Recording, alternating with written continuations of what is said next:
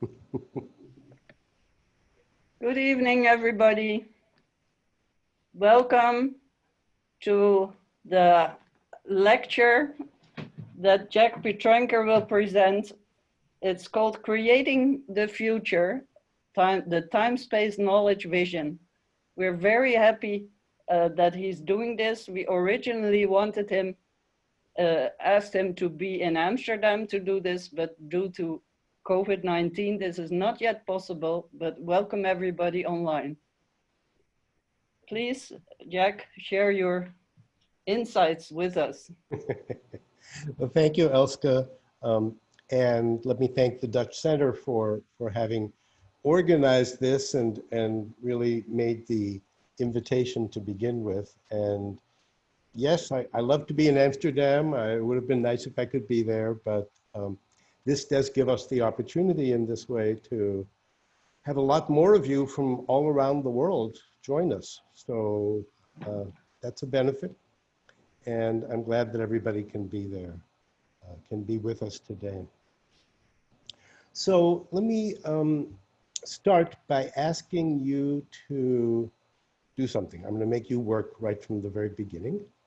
And that is to just take a moment to reflect on what it is that brings you here today.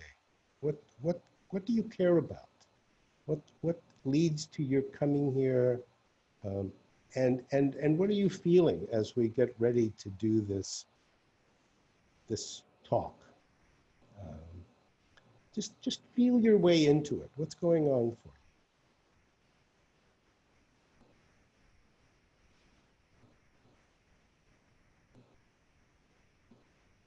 Okay. I do that because one of the things that I've been thinking about lately, some of you who know, have heard me talk before, have been in programs with me, know that I like to emphasize how important inquiry is to the TSK, time, space, knowledge, vision. And that's absolutely true. The ability to ask questions that we don't usually ask, that's really at the heart of what TSK is about. But there is another dimension to it, another dimension to that inquiry, and that is caring. I was looking at that today because, as some of you know, within the Nyingma teachings, there's a book that Rinpoche wrote recently called Caring. And so I've been thinking about the connection. And there is a place in one of the TSK books where Rinpoche says, you have to balance inquiry. Inquiry has to be open. You can't take positions. You can't have any bias. He says it's like looking at the scenery from the window of a train. You're interested, but you're just looking, you're just asking. But that has to be balanced with caring. Because if you don't care, then that's taking the position, I don't care. And that'll never get you anywhere. So you need to be able to bring your wish to know. One of the books that Rinpoche wrote in describing TSK is called Love of Knowledge. And you need to bring your love of knowledge, your wish to know more, your wish to deepen your understanding.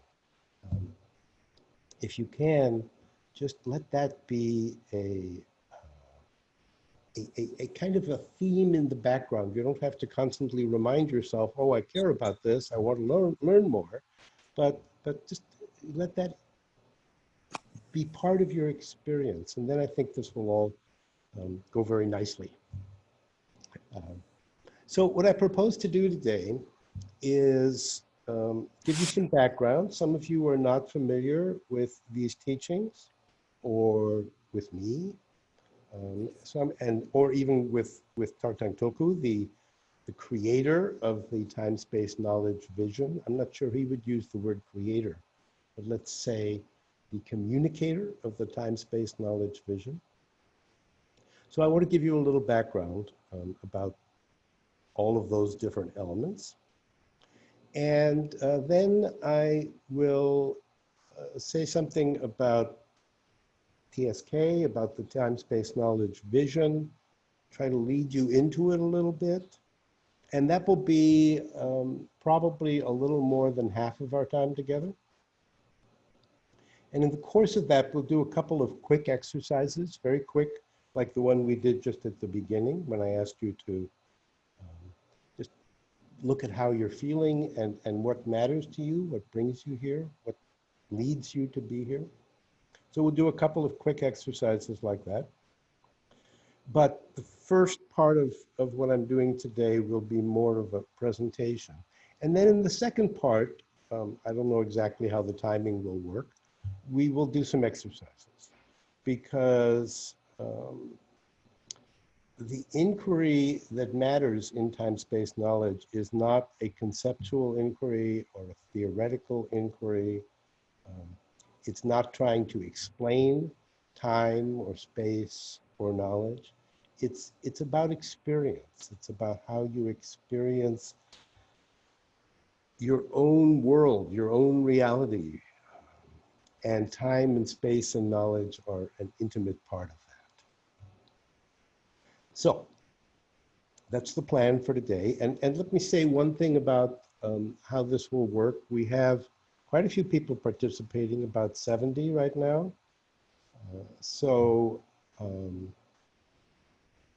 We're not going to be able to take too many questions, but I do want to give some opportunity for questions as we go along, and especially when we do exercises, to give people a chance to share that, but we can't do it for everybody. So after the exercises, and maybe from time to time, I will ask if there are questions or observations or things you'd like to share, and I'll call on one or two people. We won't have time for more than that. So it'll be a little arbitrary, but it's very helpful if you really stay involved. So when somebody's asking a question, let that be your question too. Whatever question you may have, let it become a part of the question that's being asked, and maybe a part of the question, part of the answer that's being given. Although my job is not so much to give answers. My job is to try to continue the process of questioning and inquiry in ways that work, in ways that unfold and deepen your experience. So let me start by saying a little bit about Tarthang Tulku. First of all, as many of you, most of you probably know, we generally refer to him as Rinpoche. That's a title of respect that's given to advanced Tibetan lamas. So that's how I'll mostly be talking about him. So Rinpoche was born in Tibet. He's in his 80s. He was born in 1935, so I'll let you do the math. He received a very traditional education, very solid, thorough education with some of the leading teachers of his time.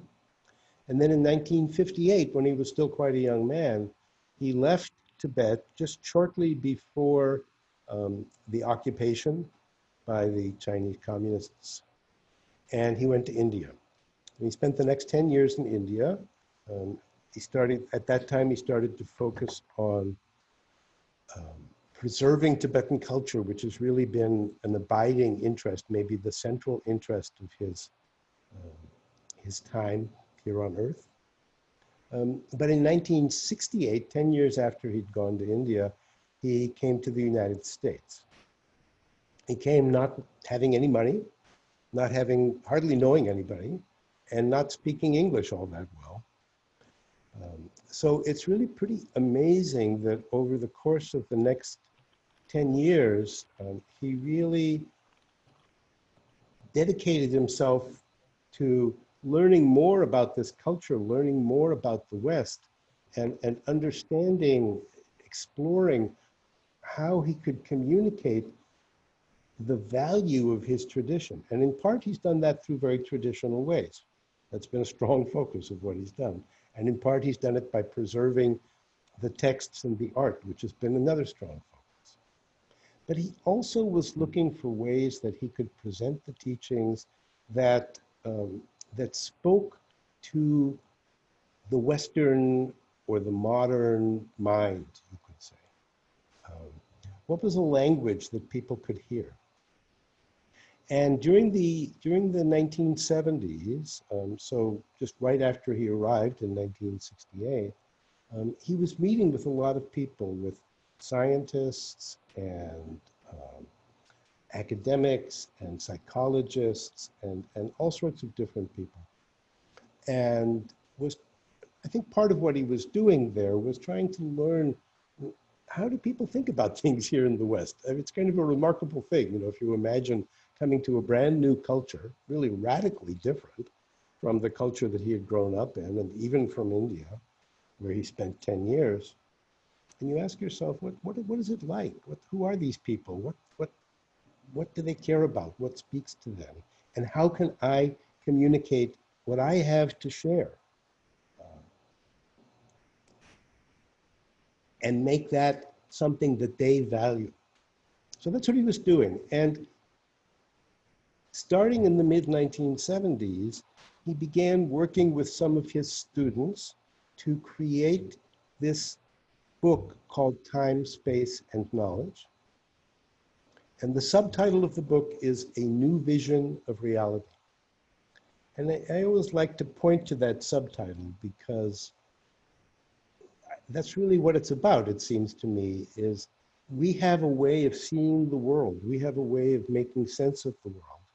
And we don't need a reminder that that way of seeing the world has created all sorts of problems and difficulties. We live in a world that is so troubled, such difficult times. And of course, I suppose every culture tends to think, oh, our times are the worst. Sometimes they think our times are the best. But when they're lying awake in bed at night, they say our times are the worst. But I think in our culture, it's really, you know, I don't need to go through it all. There's so many difficulties. So what Rinpoche would say is that if you go deep enough, that all grows out of the way we understand or see reality. And he felt that what he could offer with time, space, and knowledge was a new vision, a different way of seeing reality. And of course, reality, even that question, reality, what that means is shaped by our vision of what counts as reality. So we'll say more about that. It'll become more clear as we go along. But the way that Rinpoche thinks about reality is certainly not the way that scientists typically think about reality. We are a part of reality. You know, science has this way of seeing the world, and I'm talking about the hard sciences here. And of course, everything I'm saying is, you know, very general. I can't go into any detail. But in general, the way we tend to see the world and the scientific understanding of the world is based on matter. It's based on, it says what's really real is what has substance. And that's it. And the parts of our experience that we actually would think of as the most important, what do we feel? What do we understand? What do we experience? What do we care about? What do we love? There's not so much room for that in that scientific way of understanding the world. And you might say, well, yes, but I'm not a scientist. That's not the way I see the world. So why should I care about that? But the fact is that we, even if we say, oh, the scientists are totally missing the boat, missing the picture, they don't understand, there's much more going on than they think. Even if we say that, at some level, given the way that we've been educated, given the way that our culture works, our society, at some level, we accept that scientific view. On some level, we're all materialists. And I was trying to think of an example to communicate that. And what came to mind was something I have read about in the past. So in the 19th century, when science was really coming into its own, it was becoming the dominant force of knowledge in the world. Um, People who believed more in spiritual matters and religious matters were very concerned about that, and they felt that they were under attack. And one of the things they were concerned about was the idea of, in the West, of an immortal soul, that there's a soul that survives the death of the body. And they desperately wanted to show that that was really true, that science couldn't eliminate the soul. Let's not even talk about eliminating God, but just eliminating the soul. They really wanted to demonstrate that.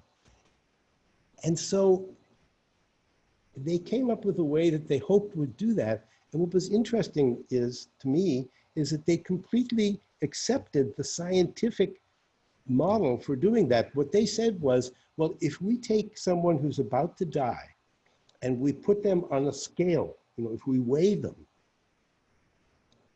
and then they die, the soul will escape the body at the moment of death. And so if we weigh very precisely, we can find that the body weighs less after it's died. And that difference, it's very, very tiny because the soul's very, very small in material terms. That difference, that will be the proof that the soul really exists. So you can see they were buying into the scientific model. And at a certain level, I think we all do that. Another place where that comes up is whenever I teach, over the years, I've gotten very sensitive to this. When people talk about the mind, very often they will also talk about, or instead talk about the brain. And the brain is a physical analog to the mind. I'm not going to try to say what the relationship is between the two, but you can talk about the brain and then people say, oh, that's real. That's something I can measure. It's something I can do experiments on. Mind, that's very vague. I don't even know what you're talking about when you talk about mind. Again, that's a way that we just kind of automatically think about things. So that was the culture that Rinpoche found himself in. And the TSK books, the first book, which had that title, Time, Space, and Knowledge, A New Vision of Reality, that's an attempt to address that question, to speak in terms that people will feel comfortable with. So you could say, well, he should have just talked about matter, because if science is really, objective science is all about stuff, things we can actually see and measure, then why not talk about that?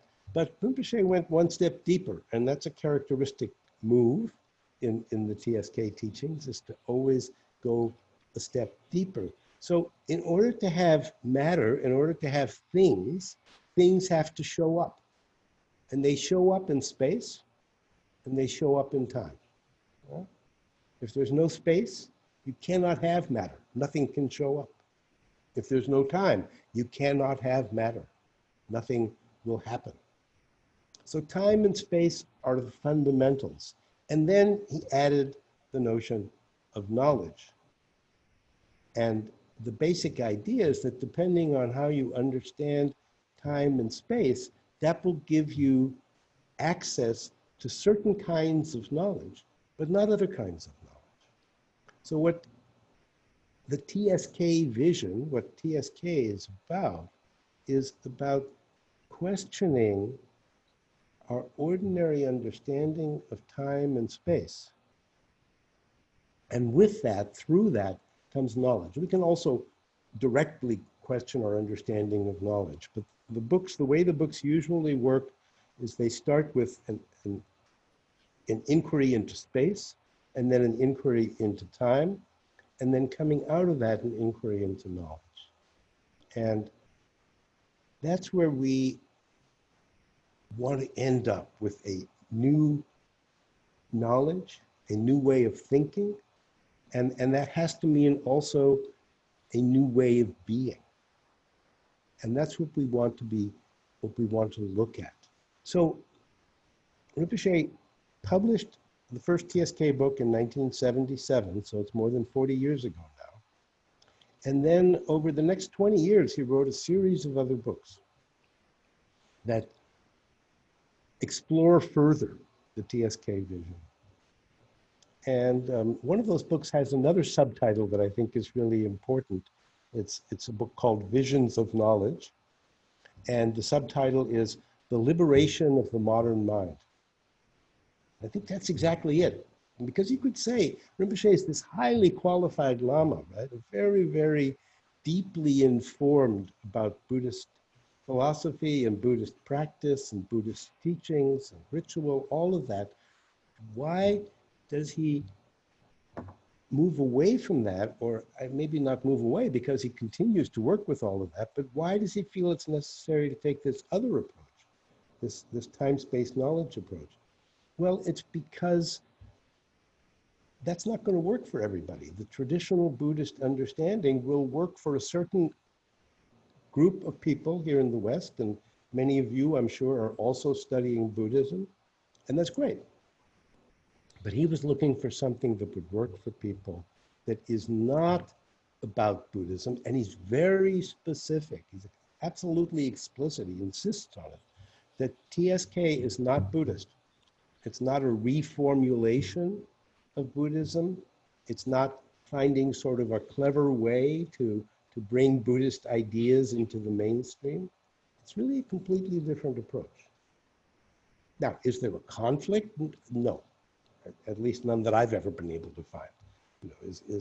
But one of the things Rinpoche says is about TSK is he says, this could be interesting and helpful for people who follow any religious tradition, or people who don't follow any religious tradition at all. But it's not religious. In that sense, you could say it's not spiritual. But that's a little bit tricky because we usually think, well, science on the one hand and the spiritual on the other, something like that. And it's not, definitely not the scientific understanding in the way that I've tried to describe it.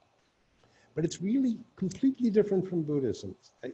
Somebody once told me, so I didn't hear this directly, but somebody told me that when he was working on the first book, the working title of the book was One Morning, a Crazy Idea. In other words, it didn't come out of his background. It didn't come out of his tradition. It was just something that showed up. So that's something about the time-space knowledge vision and the books. Now, let me tell you just a little bit about my background. First of all, I'm not a scientist at all, not even, I tried to avoid science classes when I was in school. I have somewhat more interest in philosophy, and there are certainly aspects of the TSK vision that you could look at in terms of Western philosophy, so maybe that's helpful. But for reasons I've never completely understood myself, I really love this idea of inquiry. I think it's so wonderful that we can ask questions, and there's, almost nothing that's exciting for me is when some new possibility, some new question leads me to see things in a new way. So in that sense, I think I was a good audience for TSK. And that's important because although I didn't work on the first TSK book, I did work with Rinpoche on the 5 books that came after that. And I think the primary qualification, apart from being able to put words together in kind of an appropriate way, because Rinpoche dictates his books, so the editors do a certain amount of work to make them all come out the way they do. So you need that facility, but apart from that, it's the willingness to question and not stop, and not say. It's interesting. Rinpoche says at one point in one of the books, he says, the big enemy of knowledge is to think you already know. And what he actually says in the book is, he says, when you say, I know, you're saying, I stop here. So in that sense, knowledge is an enemy of really expanding your vision. On the other hand, if you say, I don't know, and you take that as an ending point, that's also a problem.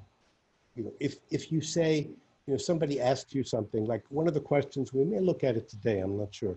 One of the questions you could ask is where do thoughts come from? And that's the kind of question that people will often listen to and think about for a minute and then shrug their shoulders and say, I don't know. And that's the end of it, right? Well, that kind of not knowing is also an enemy of discovering new possibilities, discovering a new vision. So we need to be somewhere in between. And the place in between, what illuminates that place in between is a dedication to inquiry. So that's what I did in working with Rinpoche on these books. And I think that's really the only requirement for studying the TSK vision or finding benefit from the TSK practices is just a wish to know, a deep curiosity. You could say a deep caring. I said at the beginning today that inquiry has to be balanced with caring. You have to really care about what you're asking about. It's not just some speculation. And that caring, that really opens you up for what the TSK vision has to offer.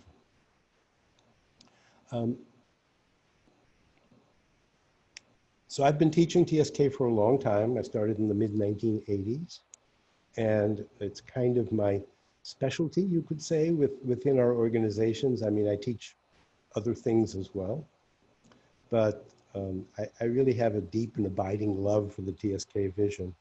And so that's part of what I want to share. One of the other books in the series of books on the time-space knowledge vision is called Love of Knowledge. And that's another way to think about that. But it's a wonderful way to think about it. And the word philosophy, as you probably know, the English word, and I think it's in every language, in the Greek means love of wisdom or love of knowledge. And people sometimes have asked me, why did Rinpoche say time, space, and knowledge? Why didn't he say time, space, and wisdom, or find some other word? Because knowledge is this kind of ordinary thing, kind of goes back to the idea, the way science understands knowledge is in some sense ordinary. Now, I don't mean to say anything against science when I say that. I think, the scientists who really have made contributions from what I know, all have that love of knowledge. They all have that deep wish to know, and they care.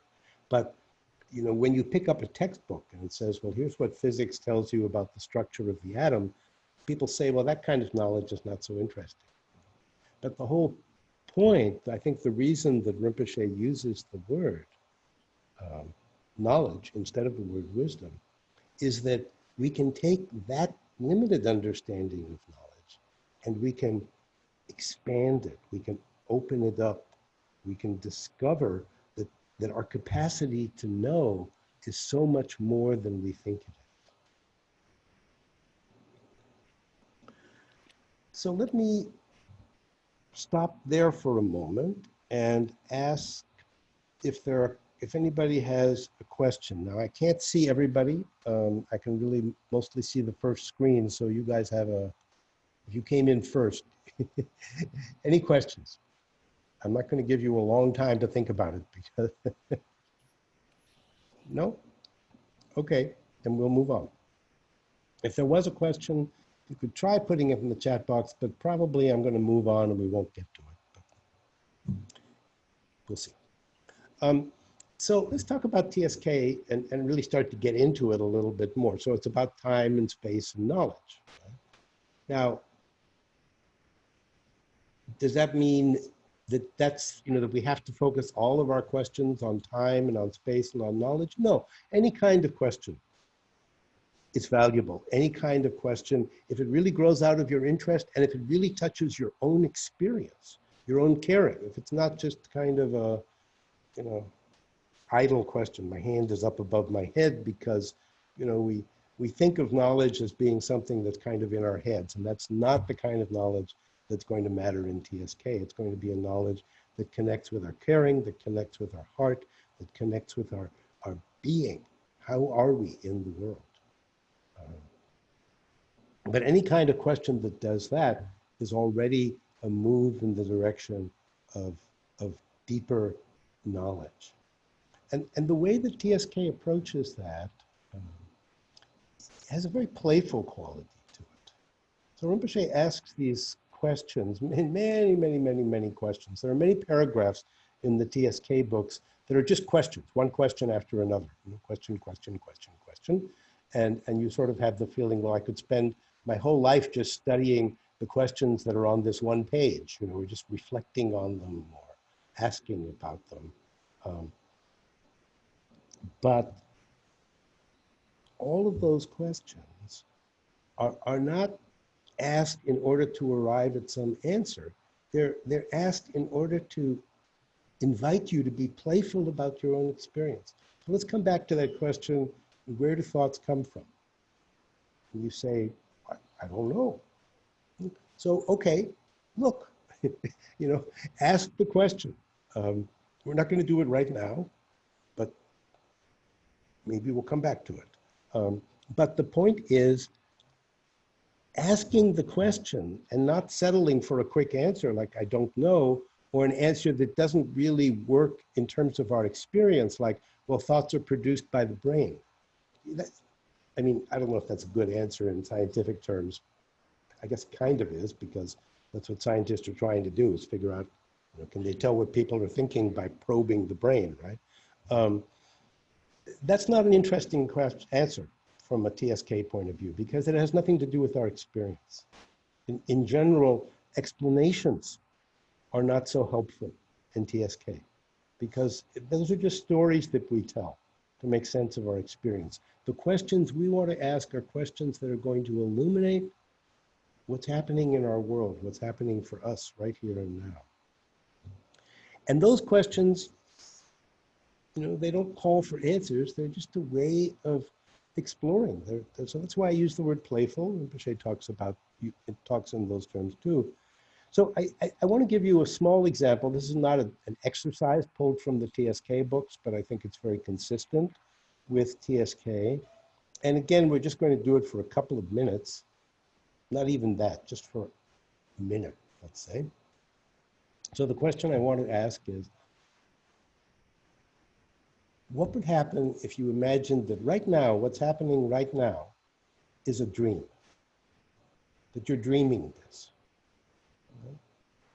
Does it change anything? That's the question. So take a minute to look. Does it change anything?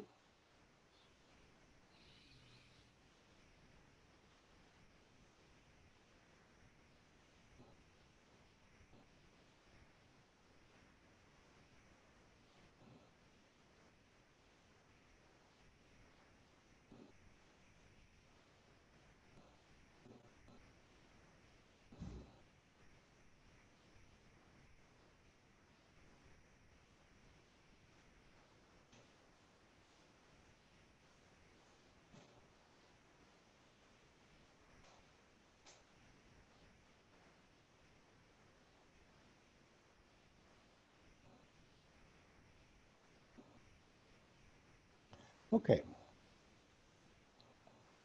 So again, I'm going to ask if anybody wants to say anything about that. Did they find that interesting in some way they'd like to share or ask about? You got to raise your hand if you want to say something. I'll do a quick visit to the second screen. Nope. Okay. Yeah. Yes. Oh, okay. Janet? It briefly changed the position of the observer. Mm-hmm. Mm-hmm. So in a dream, what's the observer like in a dream? Interdimensional. Oh, interesting. Okay. Okay. Yeah, I have nothing more to say about that. So But it is one of the important elements in our experience is that we do always have a position in our experience. And in a dream, it's true that that position may change in some way. I read something a while ago where someone, the teacher, the professor said that he had asked his students how many of them had ever had a dream in which they were not themselves, they were somebody else, or maybe an animal. And he said about half of them said they had. And I was surprised by that because in my dreams, I'm always myself. Now, maybe some weird version of myself existing at some different moment in time or something like that. But there are possibilities. And so that's one thing that could come up with a dream, with seeing things as a dream. But I'm going to move on from that at this point. One of the things that comes up in dreams, and I'll say a little more about dreams in just a moment, one of the things that comes up with dreams is that time is different in dreams and space is different in dreams. Right? And actually, it's not just dreams. We actually, we'd say, okay, time, past, present, and future, right? But, and we assume, and this again has to do with kind of an objective view, a scientific view, we say time is what happens from moment to moment, right? Now, now, now, now. But our experience is actually not like that at all. Our experience is much more fluid than that. And that happens in dreams, we can see it, but also just in the process of thinking or daydreaming or fantasy. We think about something that's going to happen tomorrow, and maybe we're in that moment. We're imagining, we're anticipating being in that moment. We think about something that happened yesterday, and maybe we actually kind of inhabit the space of what happened. For that moment, we're in that space.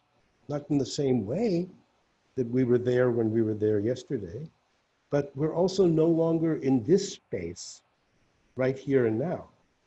So our sense of what's going on here and now is actually very fluid, very flexible, and dreams can show us that.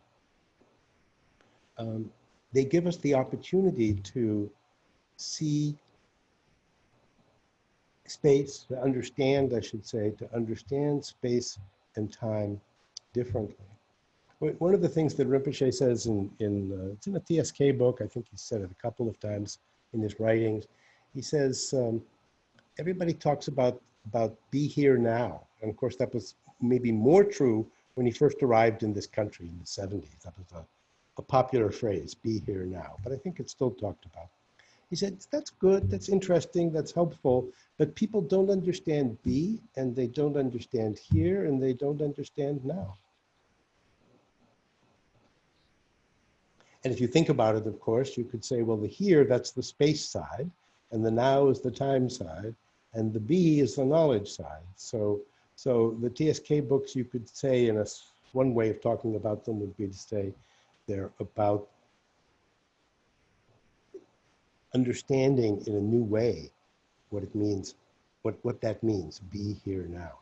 So for instance, the question, well, who is it who's here? Well, maybe it's some interdimensional self. A good question. We have a comment here that shows up. So about dreams, but that's okay, let's go with it. So viewed as a dream, everything suddenly became less fixed. Yeah, that's exactly what we've just been talking about now. It's a part of what's going on in the time-space knowledge vision. One of the ways Rinpoche talks about that in TSK, and I've already used the word, is that we're already taking positions. We're always taking a fixed position. Here I am. Right? And then we understand the world from that position. And it's always the position, it's my position. I'm the one who's here. And so we see the world in that way. And it doesn't have to be like that. You could see the world differently. And one way of doing that is to start to question our usual understanding of space and our usual understanding of time. And that could open up to a kind of knowing that doesn't belong to a self. It doesn't belong to you. Because one of the things that happens when you start to look into time and space and what they're about is you realize, and you need to have some experience with other possibilities for time and space to realize this, you realize that our usual understanding of time and our usual understanding of space is the kind of understanding that a self can have, that I can have, that you can have. If there was a way of knowing that didn't depend on the self, then time and space could be different too. And if you flip that, you can say, if we understand time and space differently, and that's why there are so many practices and exercises and discussion in the TSK books, if we understand time and space differently, then our sense of being committed to me as the one who's right here at the center of everything, that begins to loosen up. And sometimes people say, well, wait, I'm not so sure I want to loosen up my commitment to myself. But you can loosen it up in a way that doesn't interfere with it. So I want to come back to the idea of, or the example of dreams for a moment and just use it as an analogy. So here's the analogy. If you're dreaming, there are things that are going on in the dream, right? And so you know this, you know that, you meet someone, you have a conversation, something weird happens and you have to kind of quickly explain to yourself how that could possibly even happen.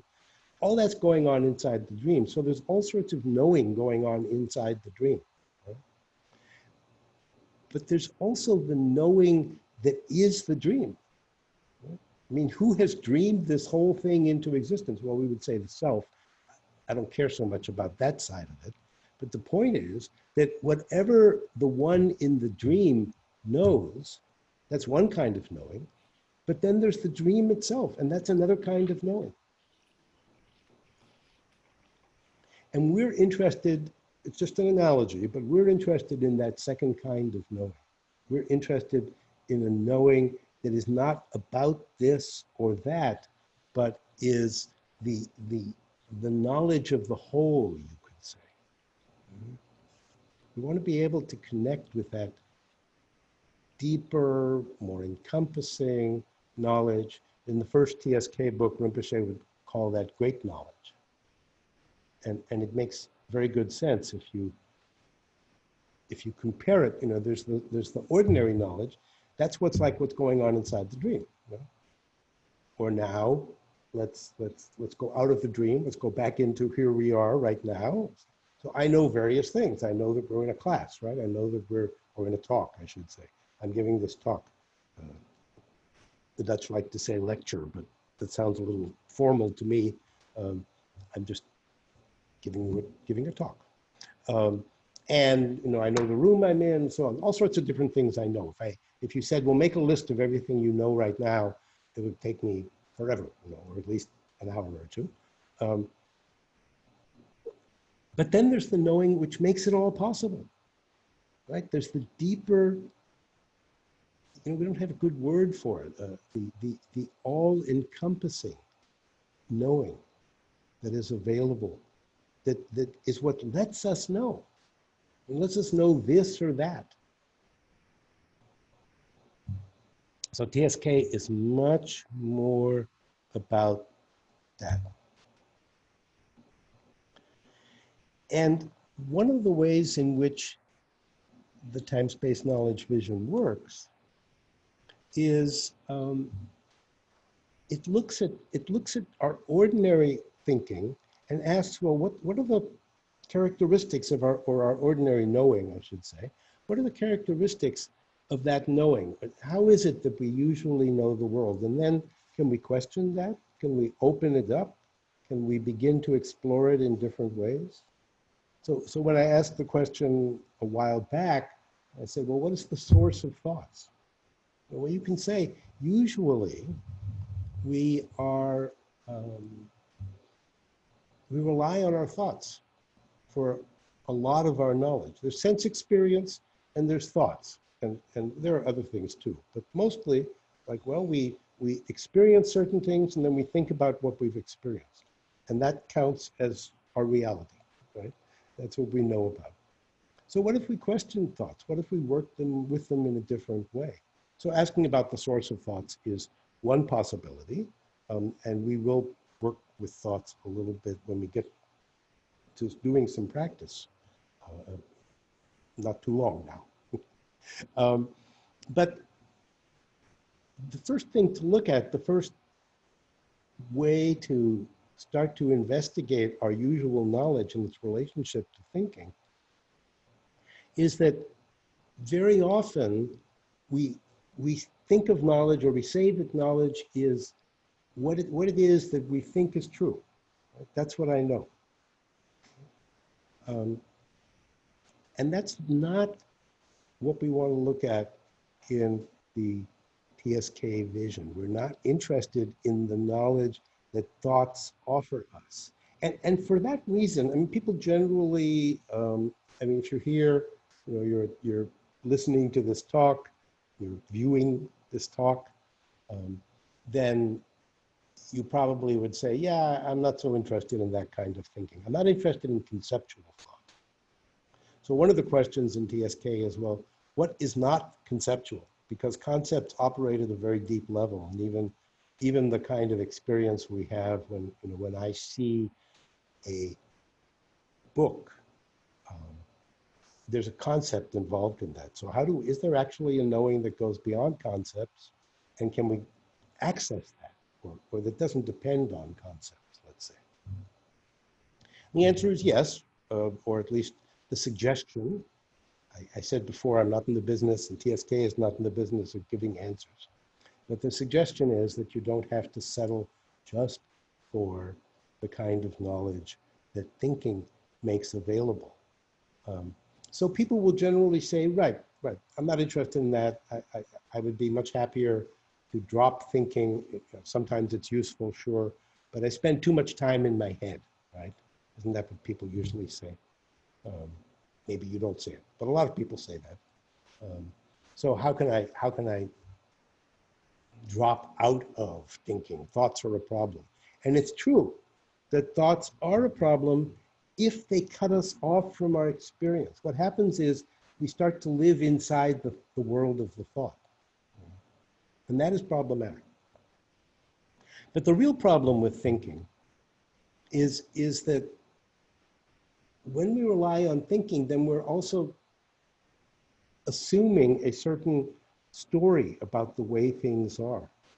You know, so thinking, when we think something, and of course thoughts can be very small. They can be like, you know, I need to buy some tomato paste. I always say I need to buy some toothpaste, but I thought I couldn't get too far away from toothpaste, but I got as far as tomato paste, okay.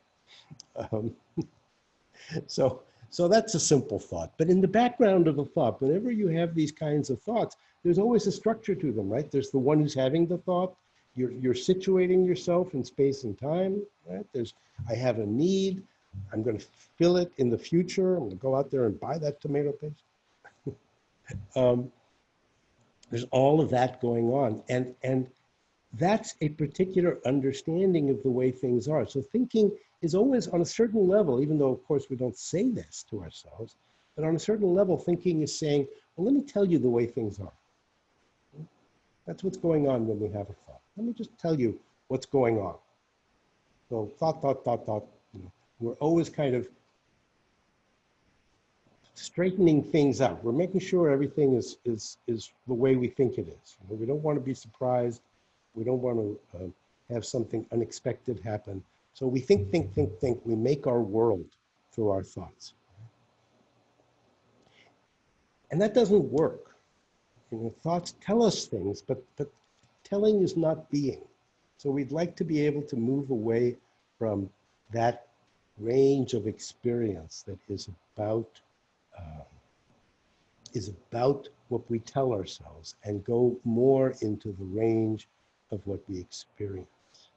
And part of the reason for that is that the world that thinking gives us access to, the thoughts give us access to, is a world in which time and space have certain characteristics. Thinking is very much in tune with the kind of linear time that goes, past, present, future, moment, moment, moment, moment. Here I am in the present, the past is back there, the future's over there. Those are all things we could explore. Those are things we could question. But not if we rely on thinking, not if we rely on the world that makes sense when you think about it. We don't want a world that makes sense when we think about it. I mean, that's fine for whatever purposes you want to use it for, but that's not what we're asking about right now. And the same thing is true for space. When thinking tells us, well, there are objects out there in the world, there are things for me to think about. Books and tables and trees, but maybe also memories, but there are always all these objects. And so thinking gives you this subject-object structure. And that's an important element in the limits that we impose on ourselves. So there's a time and there's a space component that goes together with a certain way of knowing. And I'm using the word thinking as a kind of a shorthand because it's not only thinking, but we have our way of making sense of the world. And we have to be ready to question that. Rinpoche sometimes uses the word unknow. Usually we know things and we have to unknow them. We have to stop knowing them in the way that we usually know them. So the other thing about thinking, and I am kind of making thinking the bad guy here, the one that's keeping us from the immediacy of our being, let's say. And that's true as long as we see thinking in a certain limited way. There's not really anything wrong with thinking. We'll say something more about that, or maybe we won't get a chance to, but I'm not trying to say just stop thinking. Let me step out of TSK for a minute and go to the Tibetan Buddhist tradition. There's somebody famously said, well, if all you had to do was stop thinking, then I could just hit you on your head with a rock and you'd be fine, no more thinking. That's not what we're interested in. But if we are going to work with thinking, we would like to work with it in a different way. The other thing about thinking, though, that's important is, and this again has to do with really a scientific view, with a view that understands a subject and an object, is that a lot of the time when we think about things, we're creating a distance between us and whatever it is we're thinking about. We say, I'm thinking of something, or I'm thinking that. There's a distance that we create, a kind of a gap. And we really would like to be in the middle of our experience. And again, that's what comes up in the TSK practice. Thinking is a kind of a tool we use, not always, not all thinking, but it's a tool that we can use to make ourselves feel safe, make ourselves feel secure. I know how things are. I know the way things are. That's a distanced view. And actually what happens, and this is one reason people say, yeah, I don't like thinking. I wish I didn't think as much. What happens is that it cuts us off from caring about our own experience. The way we ordinarily understand thinking, anyway, is it's about not caring. Thinking doesn't care. And we would like to go into a way of being in which caring and love and joy are available. Now, because we have a certain way of making sense of the world that depends on thinking, that depends on the subject-object vision and so on, if I say, We want more caring in our lives. We want more love in our lives. We want more compassion in our lives. People say, right, that's what I want to do. How do I get there? What can I do to be more caring, more compassionate, to experience more joy? Very reasonable, natural question. But that's not exactly the approach in time-space knowledge, in the TSK vision, because it depends on this structure of the self that is out there looking at experience. It is not interdimensional. Thank you for that word, Jeanette. Has taken a particular position, right? And we hold on to that position that the self takes. And then we say, okay, so now I have this self, I have me, here I am, and I want to be more compassionate.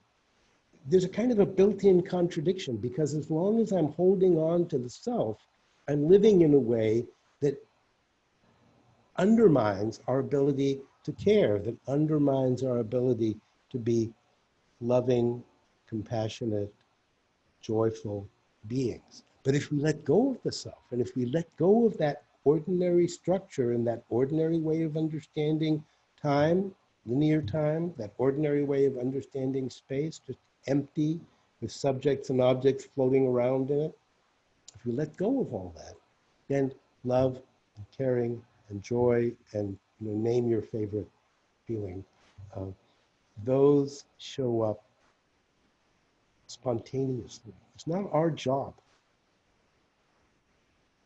to love or to care. It can be, that can be a way in. There are ways to approach it like that. But if we really begin to experience space and time and knowledge differently, then love and caring, I'll use that as my shorthand, love and caring arise naturally. So that's why I say it's important in TSK to do a kind of an inquiry, to rely on a kind of an inquiry that is also a caring. You ask the question because you care. So let's go back to that question. I think we will work with the question. We won't do it quite yet. Let's go back to the question, what is the source of thoughts? You could ask that in a very distanced way. And then, one of the answers, we've already talked about this, one of the answers might be, well, the brain's the source of thoughts. That's not interesting. I mean, if you're a scientist doing brain research, it's interesting, but that's because you care about your research. You care about the possibility of new knowledge.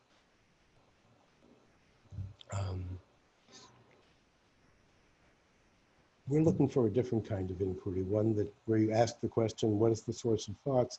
And it's a little hard to describe, but you would ask, well, in my experience, where do these thoughts arise? Where do they come from? Okay, so I'm going to stop there for a moment and just ask if there are any questions or comments. And then for the rest of our time together, we'll do a couple of practices.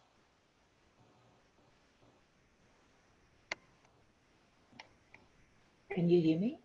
Yes, Dina. Hi. Well, a thought that just came up, and I don't have time to reflect on it, but I would like to ask it anyway. We create a distance between subject object, that's right. But when we have a problem, we don't create that distance. It's just that then in that ordinary thinking, the problem overwhelms us. And well, somehow this doesn't jive.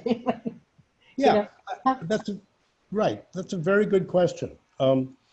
Because, I'm speaking, of course, I have to speak in kind of broad terms. And I say, yeah, when we rely on thinking, for instance, then we're putting a distance between us and the object. But what about emotions that just take us over, right? That really, yeah, I don't have the right verb right now, besides take it over. There's no distance there. Yeah, okay, so that's a different aspect of what happens, because you can find yourself living in a reality, living in a world where this problem that you have, as you were saying, it just takes over. It's everywhere. Everywhere you look, there's a problem, right? Mhm. And that's not thinking. For a moment, let's just call it, or let's call it an emotional reaction. But where do emotions come from? Well, that's another question, very worth looking at. But what I would say is that for our purposes right now, and just kind of quickly, is that emotions only arise when you've already taken this kind of distanced view of the self finding itself in a world and trying to make sense of it. Because now I have to protect myself. Now I have to feel good about myself. Now I have to take care of myself. I guess that's the same as protecting. Yeah. So that's what I would say Defend myself. okay, yeah. Okay, so let's do a practice. And I decided I'm going to do part of the one place, or there's only a couple of places in the TSK books where Rinpoche gives an exercise that would be a little bit like a Kumye exercise, for those of you who are familiar with that, or that involve loosening up the body. And the one that he gives here is just very simple, and I'm actually going to shorten it a little bit so it's even simpler. So I'll just give you the instruction. It's not, you'll see. We can just do it as we go along. So make yourself comfortable, but if you feel comfortable doing it, sit with your back straight.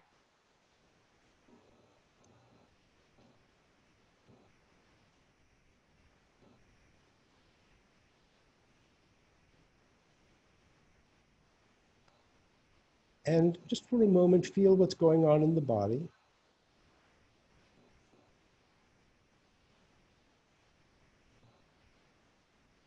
Don't try to change anything.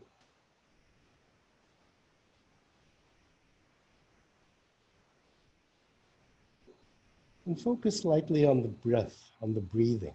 So the breathing in and out.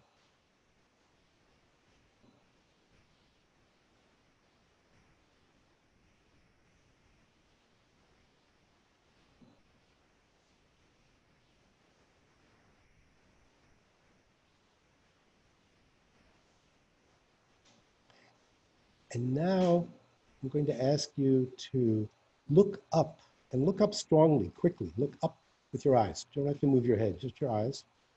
And then let the eyes come down very gently. And just be aware of what that feels like. Gently and slowly.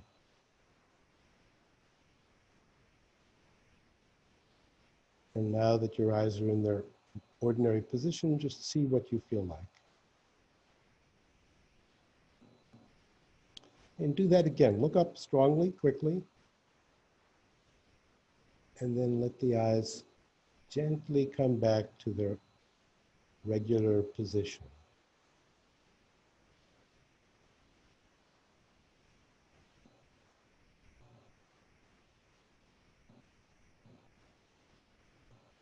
Okay, one more time. Up and slowly back down. Very relaxed.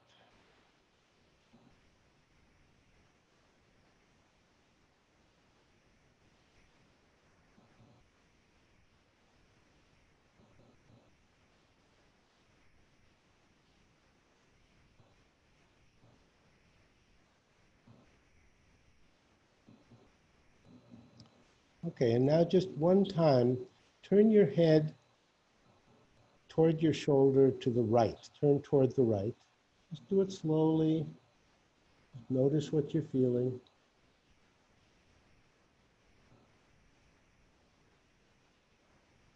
And then come back to the left.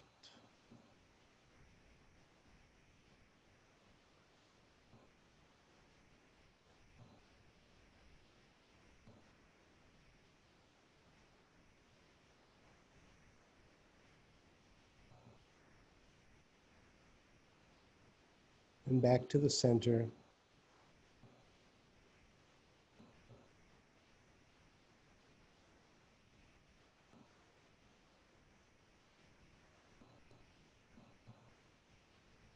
Bring your energy up in the body so it's more in the area of the chest. Let the chest be open. Energy is a little higher than you usually carry it, maybe.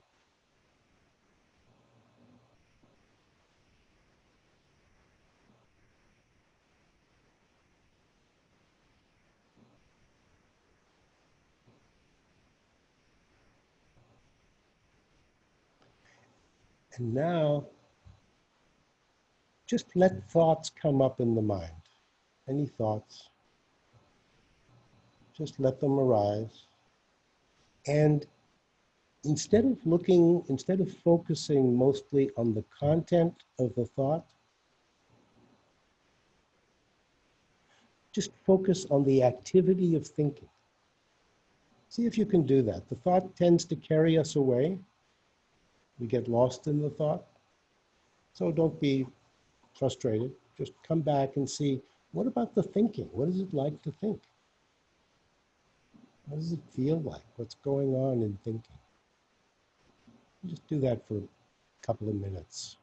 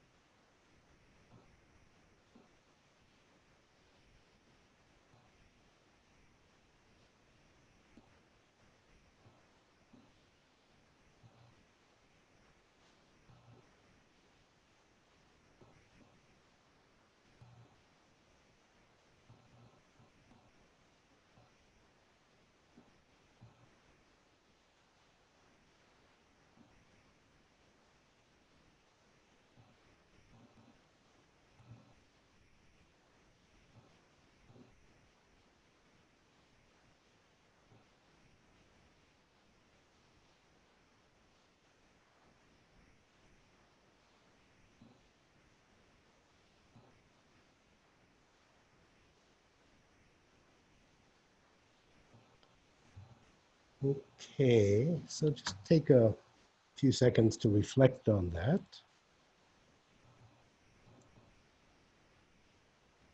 What does it feel like to be thinking? You're probably still thinking, so you can still be doing the exercise.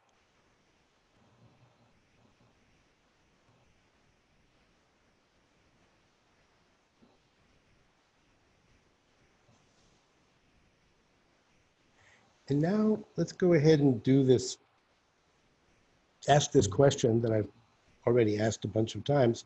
So let's take a few minutes to actually look at it. And that is, what is the source of thoughts? All right. Let me see if I can find a little place. So when a thought comes up, where does it come from? No explanation. Not like, yeah, the brain. No, just, is there a place it comes from? If there isn't, how does it show up? It just pops into existence? Maybe that's right. But ask. Don't settle for your answer. Just keep looking. Where do thoughts come from? And if you're feeling very ambitious, you could ask, where do they go?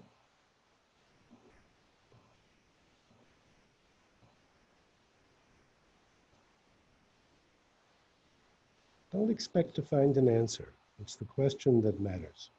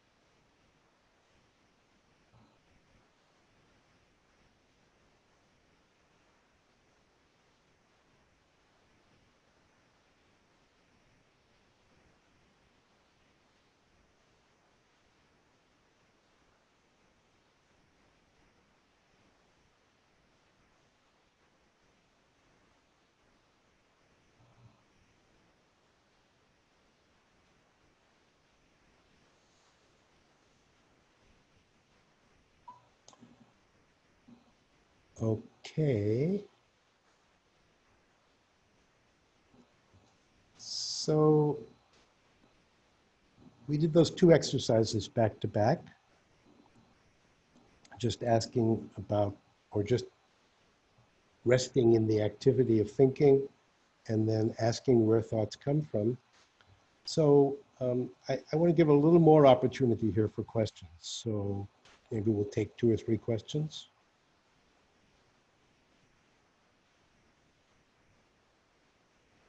Or comments.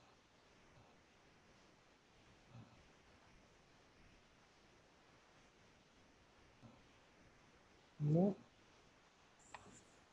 Rudolph? Thoughts come from circumstances, I think. From circumstances. Okay. Okay. So they get produced in some way. So the question would be, well, how does that happen? I mean, there are circumstances that produce thoughts, but what is the, you know, how do they produce them? What's going on? Okay. That's because you are alive and you cannot stop being alive.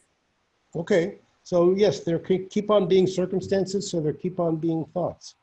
Yeah. But there's still this kind of alchemy that happens, isn't there? There are circumstances, and then they somehow get transformed into thoughts. Where do those? Is there a way that they come into being? It's a good question. Okay. Somebody else?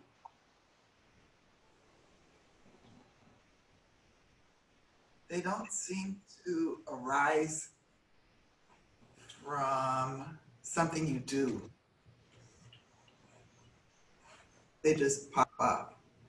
They just pop up, right? So it's that popping up part that we're interested in. But yeah, I mean, that makes sense. I mean, you could ask and see. I'm not saying, I'm not taking a position, but it doesn't seem like we make thoughts, right? Like I'm gonna have a thought now. It doesn't seem like we make thoughts. Right. I had this experience. I don't know if I brought it up since I've been here before, but I am absolutely convinced that there is more going on than me just having thoughts. Because when I was a kid, I had this dream, and like I said, I might have brought it before, where I am absolutely convinced that I did not come up with the stuff that was in the dream. Because I was like 4. I'm from East Oakland, and I went to a little church on the corner, and then somebody in the dream said, "You're dreaming, and when you wake from this dream, you're gonna have to awake from another dream." And then when I started studying Buddhism, I became convinced that I didn't come up with that. And it just came from someplace that I've been trying to figure it out ever since. Okay, well, that's an interesting experience. The whole idea of lucid dreaming is related to what we're experimenting with, like, you know, realizing that you're in a dream while you're in the dream. But it's also true that all thoughts are really like that, or at least, you know, it seems to me that way. In other words, the time I often notice it is when I get ready to go to sleep at night, and I close my eyes, and there are all these images that are so interesting and so rich and so alive. Now, maybe you'd say, well, those aren't thoughts, those are images. Well, that's something to talk about. But it's the same basic question. Where do those come from? I'm saying I'm convinced that it didn't come, I don't know, it didn't come from me. That knowledge just didn't come from me. Right. Okay. No, that seems like a reasonable way to look. But then the question is still going to be, where do they come from? So we did have a comment in the chat box that says they come from space, which everybody has, just as weather, you know, just as rain comes from the clouds or the wind. Okay. Yeah. Okay. That's, you know, again, we're not so, it's not like, well, okay, now we've answered that question and we can move on.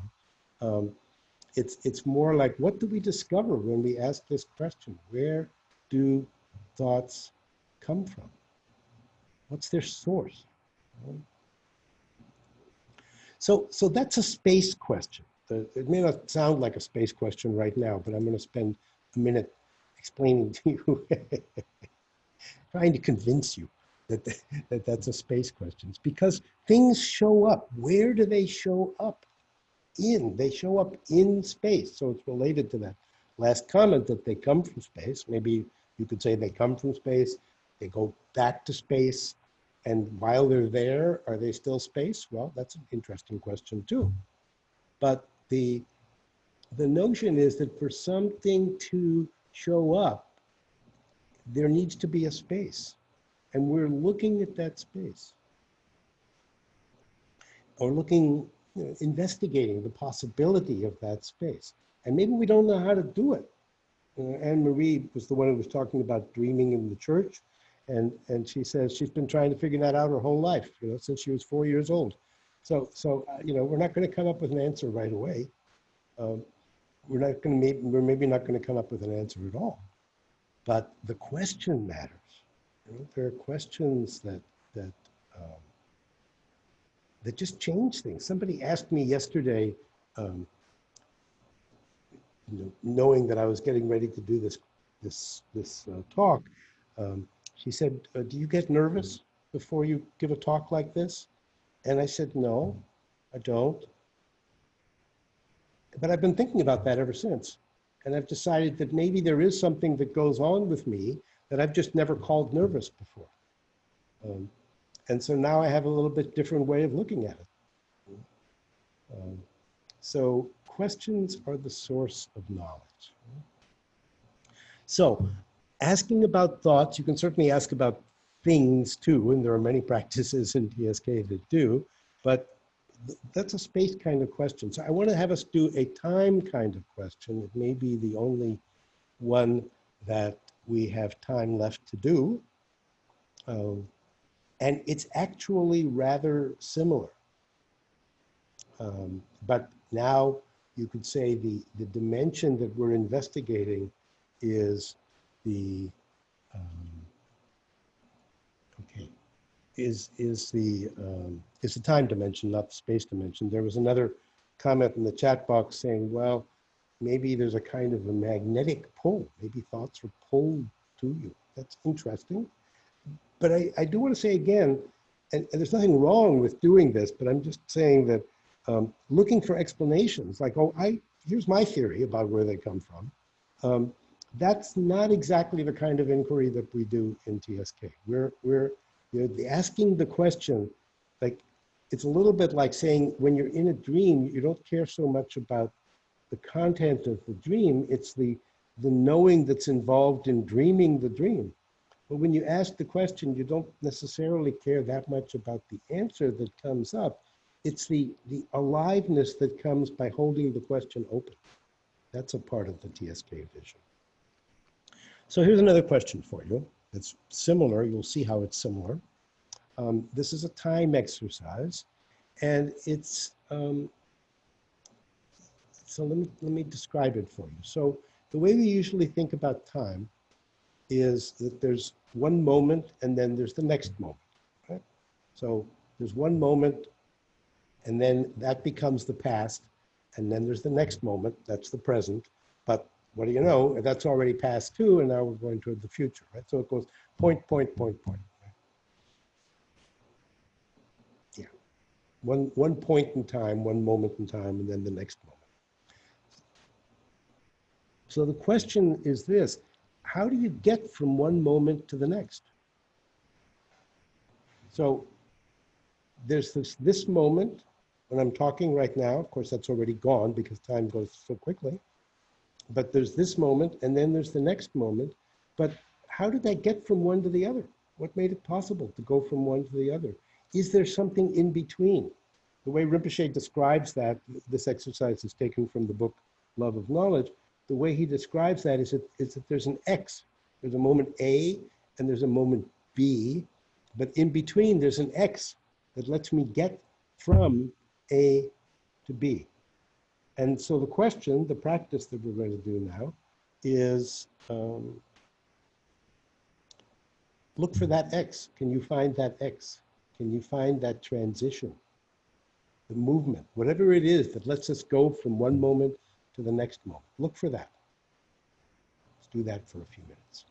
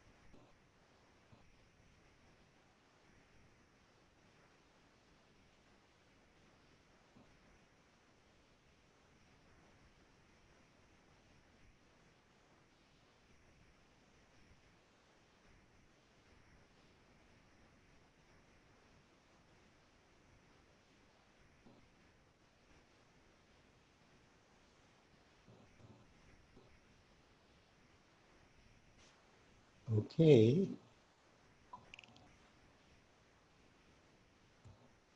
So I'm going to ask for questions in a moment, but I just want to make an observation, and that is it's all right not to know how to get started with a question like that. Partly we're not giving ourselves very much time. We would maybe help to take a little more time, but partly it's that we have our way of making our way through time, and it's all based on the content of this moment, and then the content of the next moment, and then the content of the next moment. So if we say, well, what's between those moments? What makes the transition possible? We don't know how to look there. It's just, we've never looked there. So yes, you don't know what to do. But maybe in doing this practice, you just had a little glimpse, like just around the edge. There was a sense that maybe there was something you could look at. And if you have that little sense, then that's already a wonderful place to start. And if you didn't have that sense and you just said, no, I just got carried away by the content of each moment, well, that's important too. Now you understand something about the mind that you'd never really thought about before, which is we're always getting caught from one moment to the next and getting carried away by those moments. So you can't lose. TSK is a no-lose proposition. You're always learning something interesting. Okay, with that little preamble, as we say, any questions? We have time for one question maybe, or two questions. I have a comment. Yes. it was interesting because like defining moment A was kind of challenging because everything was so fluid. And so there'd be like a sensation in one part of my body, which like connected to like a thread of, you know, some other type of energy. Mhm. And so, yeah, even kind of like playing with trying to like find that space was kind of a mystery in its own because the moment felt so like, yeah, fluid. Yeah, no, that's a good point. And you know, it may be that what you discover in doing this exercise is that there's that kind of fluidity. That would be a good place to look. And we've had a couple of comments. I'll look at those. There's actually several comments, so I'll just take a quick look at those, and then I'll turn it back over to Elska. Keith says maybe it's time itself that brings you back from A to B, or that brings you from A to B. Well, yes, good way to look. Can you connect with that? Can you connect with that flow of time rather than the content? And Janet says the space between the X presents as undifferentiated potentiation. Okay, maybe that's a good way to you know, maybe that's what you find when you look. That's great. And Rosemary says, is it similar to space between thoughts? That's where I found myself. And the answer to that is yes. You know, I deliberately chose those two questions, those two practices, as being kind of variations on a theme. And it may be that you flow from one to the other, that you start off thinking you're going to be looking at the transition, the point of transition, and you end up finding yourself in the space between thoughts. Well, we didn't do space between thoughts, but the source of thoughts practice we did was very much like that. Space between thoughts is one of the TSK practices that people love. Okay, so I'm going to stop there and turn it back over to Elska. Thank you, everybody. Thank you so much, Jack. That was wonderful. I just want to tell everybody that Jack will be continuing tomorrow and Monday and Tuesday with 3 webinar series, which will be 3 hours each. The first on Sunday will be Space, the Gift of Freedom. The one on Monday will be Time, Dancing the Joy of Life. And Tuesday, Knowledge, Choosing the Unknown. You can still register for those, and I'm putting a link in the chat box right now. So you're very welcome to join us for that if you wish, and we'll do more of this intriguing exercises and exchanges. Thank you so much, Jack. You're welcome. And let me come in with one more, I guess, well, I was going to say a plug, but that's not quite right. If you would like to know more about the TSK vision, the books, go to the Dharma Publishing website, and you can find the books. There is one book which I produced, edited about 5 years ago, called Inside Knowledge. That is meant as a kind of introduction. It has a selection of readings. So that would be a place to look if you're not able to come to the webinar, but would like to go further. And the other thing I wanted to mention, so Inside Knowledge, maybe somebody could type that into the chat box. And the other thing I wanted to mention is that there is a teaching that I've developed that's based on TSK called Full Presence Mindfulness. And I will be, you know, I suppose I have access to your emails, so you'll probably be hearing something about that. That's it. Thanks again. Be well. We'll end with a video again.